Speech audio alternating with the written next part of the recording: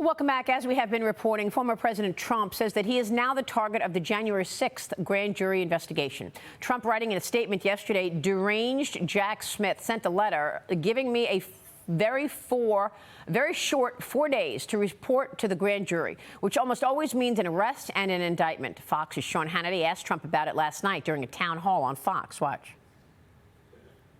They're in a rush because they want to interfere. It's interference with the election. It's election interference. Never been done like this in the history of our country, and it's a disgrace. What's happening to our country, whether it's the borders or the elections or kinds of things like this, where the DOJ has become a weapon for the Democrats, an absolute weapon.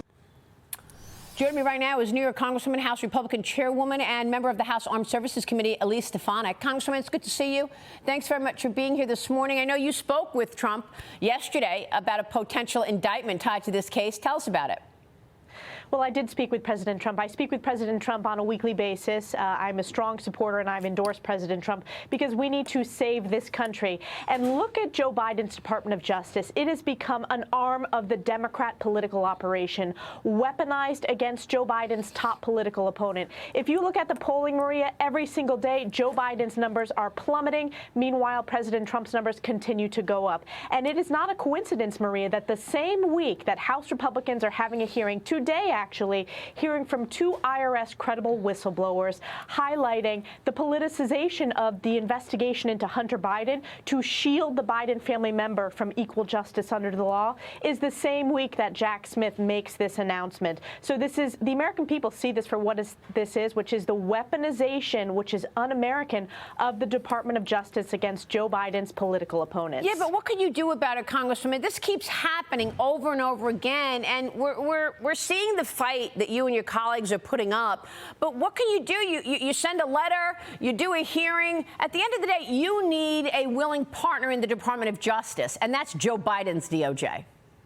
Well, we have a number of tools at our disposal, Maria. So first, I want to take a step back. It's because the Republicans are in the majority that we have uncovered all of this evidence of the fact that Joe Biden is compromised, the fact that Hunter Biden sold access to the sitting vice president of the United States, Joe Biden, his father, and took tens of millions of dollars to the Biden family from China and Russia. This was while Joe Biden was vice president, Maria. If Republicans were not in the majority, the American people would not know that. They would not know. They would not have heard from the IRS credible whistleblower. So we're going to continue to follow the facts wherever they may lead. We have every tool at our disposal, the appropriations tools, the contempt tools, and other constitutional responsibilities as members of Congress. And you know, I am proud to stand in the breach for this fight to save this country, to save who we are as the United States of America. Yeah, but you've got limitations also. I mean, look, you could actually get an impeachment articles on the table for Merrick Garland, but you're not going to get an impeachment in the Senate.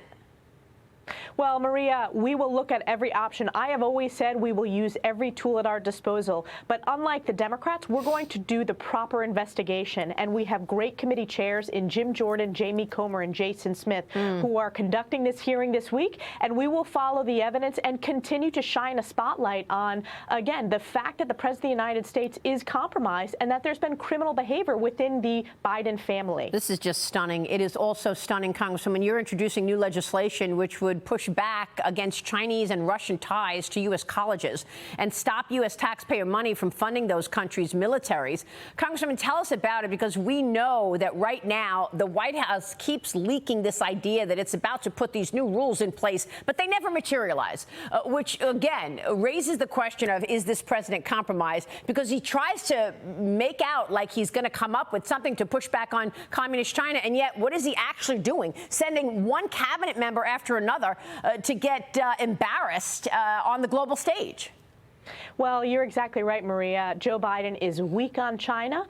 The fact that whether you have John Kerry, who is, basically an ambassador for this administration, or sending Secretary Blinken, meanwhile, communist China is conducting significant cyber espionage. This recent news that there was hacking of cabinet-level officials conducted by communist China. We stand strong as Republicans, and certainly President Trump, the leading Republican nominee, stands strong when it comes to countering communist China. My legislation will ensure that no U.S. taxpayer dollars go towards funding any higher ed institution that is taking money or partnerships with communist Chinese higher ed.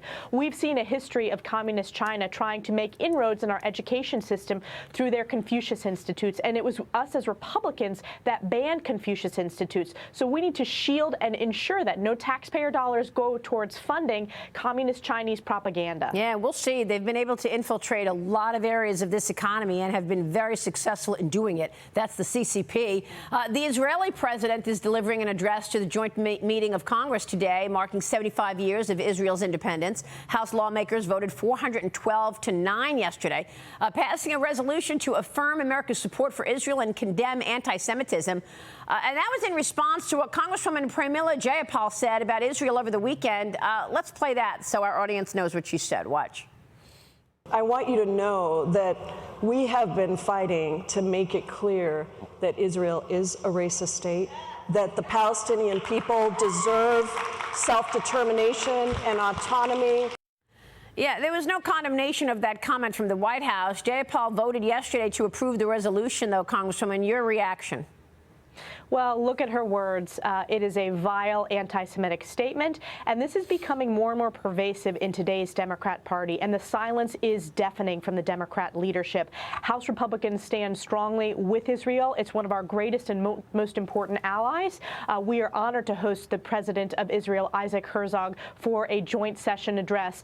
It's a high honor, and it also comes on the heels of Speaker McCarthy delivering a speech at the Knesset when he visited Israel. I just came back from a Codell in Israel Congressional delegation. I helped lead that just a few months ago, and we need to continue to strengthen our relationship. But it is Democrats who have anti-Semitism within their caucus, and it needs to be condemned. House Republicans are proud to condemn it. Today we're hosting a press conference highlighting how it's House Republicans that will always stand strongly with Israel, who, by the way, is the greatest beacon of democracy in the Middle East. Yes, for sure. Elise Stefanik, great to talk with you this morning. Thank you, Congresswoman.